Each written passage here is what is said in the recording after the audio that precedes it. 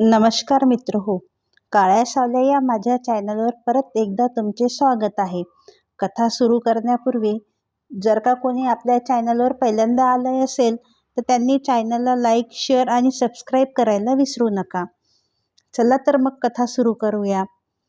पोलिसांच्या संगतीत जास्त वेळ राहण्याचे जोरूला संकट वाटत होते. कोपा, तू रस्ता चुकलाय. कोपा चटकन माडे भाषेत म्हणाला. चुप बस, बोलू नको. जमादार त्यांचे बोलणे ऐकत होते. त्याला माड्या भाषा समजणे फार कठीण होते. जमादाराने मराठीत कोपाला विचारले, काय म्हणतो रे? काही नाही, त्याला पाणी हवे आहे, असे कोपाने उत्तर दिले. सूर्य डुबला होता, अंधार पडू लागला होता. जंगल दाट होते. वाट एवढी बारीक होती की दोघांना बरोबरीने चालणे शक्य नव्हते. ते एकामागे एक चालू लागले. मेटकसा गावचा पाऊलवाट लागताच कोपा थांबला व जोरू काही बोलण्याच्या आत जोरूकडे पाहून म्हणाला, तू थांब, मी जाऊन पाणी घेऊन येतो. अंधार चांगलाच पडला होता. चंद्रप्रकाश दाट नव्हता. जंगल दाट होते. जमादाराला दारू पाहिजे होती म्हणून तो जोरूला शिव्या देत होता. चालताना ते थकले होते म्हणून थोडा वेळ खाली बसले आणि बसल्या जाग्यावरच त्यांना झोप लागली. जोरूला समोरून झाडातून कोणीतरी येण्याची चाहूल लागली. जोरू इकडे तिकडे न बघता सरळ चालू लागला. त्याला झाडाच्या आतमधून बाबा, ओ बाबा असा आवाज आला. जोरूच्या छातीत धस्स झाले. तो आवाजाच्या दिशेने पाहू लागला. जोरूला घाम फुटला होता. त्याने श्वास रोखून धरला. समोर त्याचा मुलगा गोगलू उभा होता. गोगलूच्या चेहऱ्यावर आपले बहीण रुपीचा जमादाराने सकाळी हात पकडला व अपशब्द बोलण्याचा राग स्पष्ट दिसत होता, परंतु तो त्याबद्दल काही न बोलला. बाबा, तू सरळ पखरी आजाकडे जा व तिकडेच झोप, असे म्हणाला. कोपा आणि पोलीस तिथे आहेत.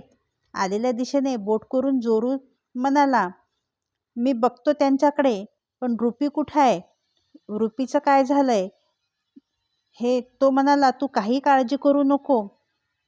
आणि तो सरळ निघाला. जाताना तो विचार करू लागला, गोगलू कोणत्या संकटात सापडू नये. रात्र होऊनही सारे गाव जागे कसा हा विचार करत असतानाच तिथे दोघे तिघे आले. कुटरू गावचा जोरू दादा का, असे त्याला विचारले. जोरूला थोडे अवघडल्यासारखे वाटले होते. पूर्ण आयुष्यात त्याला कोणी दादा या नावाने हाक मारली नव्हती. कधी नव्हे असे त्याचे स्वागत झाले. पखरीने आग्रह करून जेवण करायला लावले. कोंबड्याची भाजी केली होती. जेवण झाल्यावर तरुण पोरांनी जोरूचा हात हातात घेऊन राम राम जोरू दादा म्हटले. जोरूला काहीच समजेना. चंद्रन्नाची पार्टी गावात आली होती. पोलिसांना फसवून तू इकडे घेऊन आला आहेस, असे ते लोक म्हणत होते. हे कळल्यावर जोरूला घाम फुटला. त्याच्या चेहऱ्यावर त्याने भीती दिसू दिली नाही. हळूहळू त्याला सगळा उलगडा झाला. रात्र झाली होती, पण जास्त दारू पिऊनही जोरूला झोप लागली नव्हती. कोंबडा ओरडला. रुपी आली होती. ती आनंदात होती. गावचे रात्रभर जागाच होते. बायका, तरुण पोरे सगळे रुपीकडे कौतुकाने पाहत होते. रुपीच्या सांगण्यावरून शांतक्काने जमादारासमोर रुपीला उभे केले व जमादार रडला होता. रुपीने जमादाराच्या चपलानेच त्याला मारले होते. जमादार रुपीच्या पायावर पडला आणि रुपीची माफी मागितली. गोगलून तिला गावात आणून सोडले व तो परत जंगलात निघून गेला. 2 दिवसांनी कोपा भेटला तेव्हा त्याला कळाले का तिघांनाही रात्रभर झाडाला बांधून ठेवले होते. आता जोरू गावात हिंडण्या फिरण्यात कशाची त्याला भीती वाटत नव्हती. पोलीस पाटलाच्या निरोपाला धावत जायची त्याला गरज नव्हती. त्याच्या कष्टाचे कोणी काढूनही घेणार नव्हते. तो निर्धास्तपणे फिरत होता. मैनी व जोरू लालसूच्या लग्नाचे विषय काढत होते, पण लालसूला अजून शिकायचे होते. लग्नासाठी मैनीने नात्यातील मुलगी बघून ठेवली होती. रीतिरिवाजाप्रमाणे नातेवाईकाच्या हजेरीत तो मुलीच्या बापाकडे दारू प्यायला होता. परंतु लालसूने लग्नाला नाही म्हटल्यावर जमातीत नाचक्की होण्याची वेळ त्याच्यावर आली होती. जोरूला तर शिक्षा मिळणारच होती. पंचायतीने सांगितला तो दंड भरावा लागणार होता. जमातीत लालसूचेच काय, पण गोगलूचे आता लग्न होणार नव्हते. कोणी मुलगी दिली नसती. पूर्वी ठरल्याप्रमाणे 200 रुपये मोजून मुलीला द्यावे लागणार होते, पण आता मुलीचे भाव 500-1000 होते. मुलाचे लग्न न करता येणे म्हणजे नाचक्कीच. जुरू घरगुती संकटात सापडला होता. नेहमीप्रमाणे जुरूची हुशार बायको मैनी कामाला लागली. लालसूसाठी ठरलेली मुलगी धाकट्या गोगलूला करून देण्याचे ठरविले. गोगलूच्या लग्नाला मुलगी व मुलीचा बाप आणि गोगलू पण तयार झाले. आता हा प्रश्न मिटला होता. लग्नानंतर गोगलू थोडाफार स्थिरावला होता. गोगलूच्या मदतीने जुरूने शेताला लागून 2 एकर जंगल तोडले व धान पेरले होते. सकाळपासून जोरू एकटाच शेतावर होता. सूर्य डोक्यावर आला होता. मैनी जोरूसाठी भात आणि मासे घेऊन आली होती. झोपडीमध्ये बसून 2 द्रोणामध्ये भात आणि मासे वाढले व दोघेही जेवत होते. एवढ्यातच बाजूला बसलेली कुत्री जंगलाच्या दिशेने तोंड करून भुंकू लागली. यावेळी जंगलातून कोण येत असणार म्हणून जोरूने डोक्याला ताण देऊन जंगलाच्या दिशेने बघत होते. जोरू सावध झाला. येणारा माडिया होता. कमरेला हाफ पॅन्ट होती, बाकी उघडा होता, खांद्यावर कुऱ्हाड होती. काहीसा धावत तो जोरूजवळ येऊन उभा राहिला. तो दादा लोकांचा माणूस आहे. काहीतरी संकट आले आहे हे जोरूने ओळखले.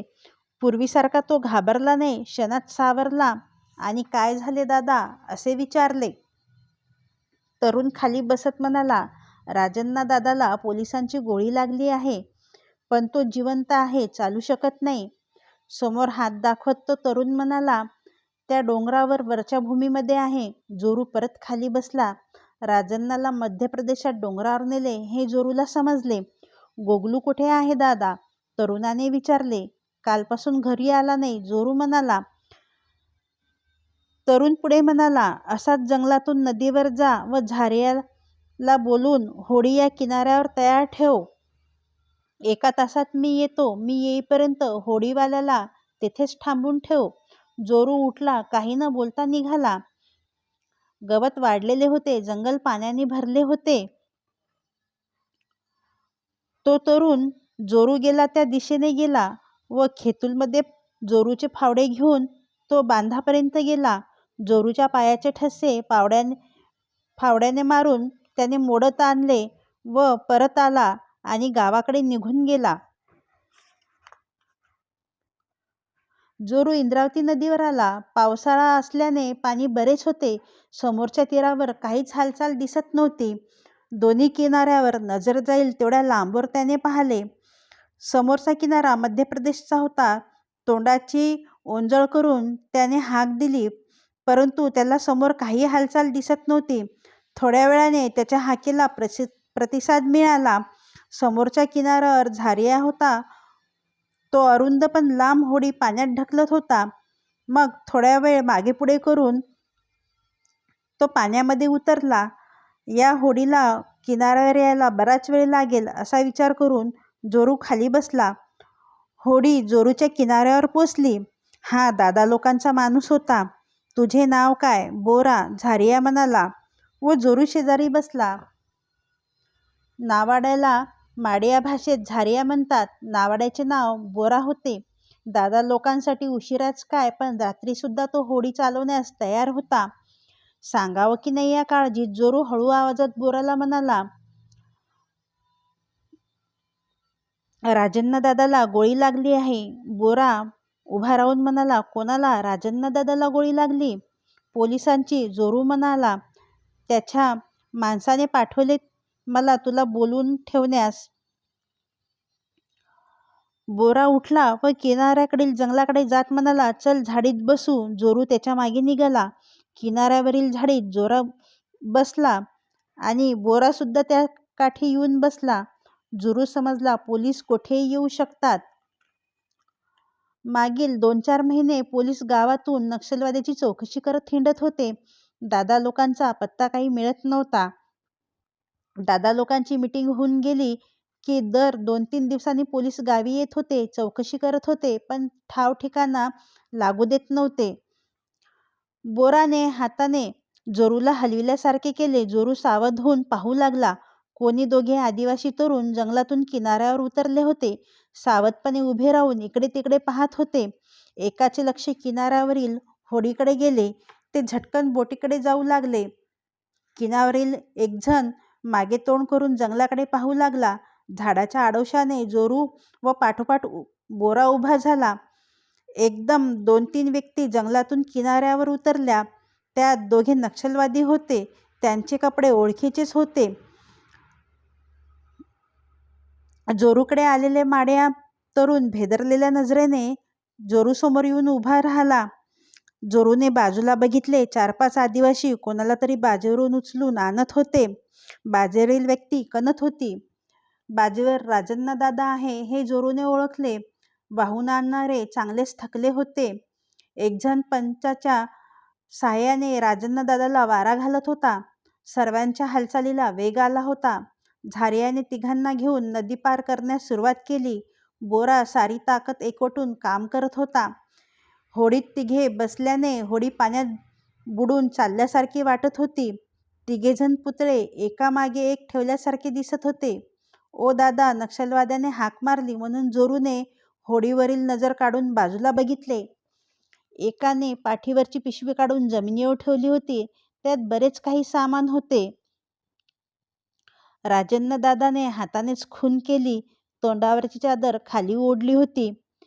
तिघांना पार करून बोराने वेगाने होडी परत आणली होती. बाजेसकट सर्वांनी राजन्नाला होडीत ठेवले. बाजेचे चारही पाय पाण्यात बुडाले होते. गुडघा पाण्यात होडी नेऊन बोराने वजन करून पाहिली आणि होडी समोर पाण्यात ढकलली. बोराच्या होडीने वेग घेतला होता.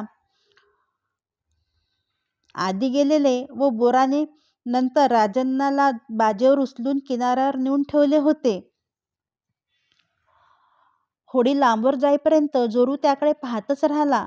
तो भानावर आला तेव्हा चांगलाच अंधार पडला होता याची त्याला जाणीव झाली. झरझर चालत जोरू घोटूल समोर पोचला. बहुतेक सारे लोक त्याचीच वाट बघत होते. सारा गाव जमला होता. उशिरा येऊनही जोरूला पूर्वीसारखे चोरट्यासारखे वाटले नाही. सगळेजण जोरूची वाटच पाहत होते. मित्रहो, आज बस एवढेच. तुम्हाला ही कथा कशी वाटली ते कमेंट बॉक्समध्ये नक्की सांगा. पुढील भाग उर्वरित उद्या